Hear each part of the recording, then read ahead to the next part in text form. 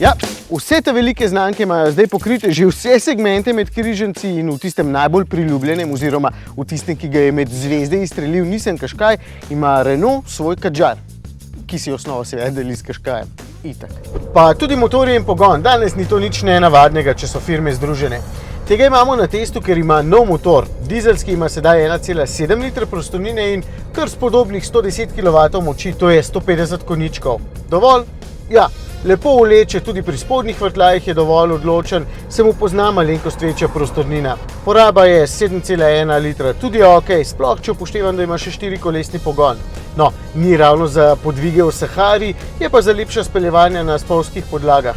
Tukaj se dejansko lepo vidi, kdaj ga sploh potrebujete. Večino časa se peljete s prednjim pogonom in na ta način dejansko varčujete z gorivom. Vožnja je še kar udobna, bolj kot pri povprečnem križancu tega segmenta, zato je tudi malce več nagibanja karoserije in občutek na volanu je nekako odsoten, čeprav ni slab. Daleč od tega, ampak Kadjar daje vedeti, da je višji avtomobil, ki je namenjen predvsem umirjeni vožnji, ne pa sekanju ovinkov. Tudi menjalnik ne mara ravno takšnih hitrih prestavljanj in ročica je premalo natančna.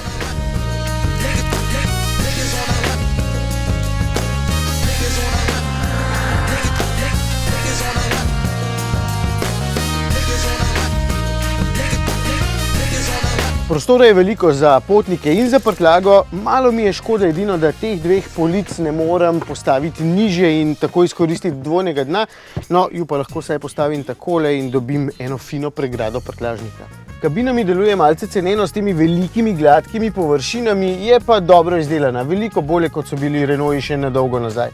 No, sedi se super, ta dva stola sta res odlična, dovolj visoko, odlagalnih mest je malo morje, za 30 000 evrov in zelo bogato opremo Bose pa s 4-kolesnim pogonom je v bistvu takšen med cenejšimi v razredu.